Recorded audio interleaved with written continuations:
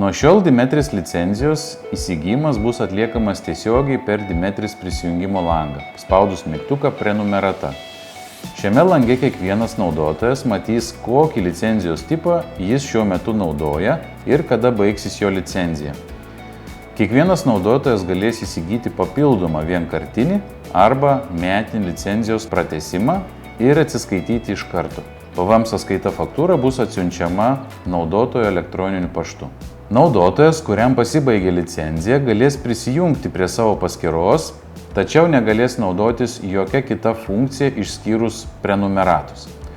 Užsisakius vieną iš mokėjimo planų ir atlikus mokėjimą, jam aktyvuosis visi kiti Dimetris įrankiai, o taip pat ir visi iki šiol skaičiuoti objektai.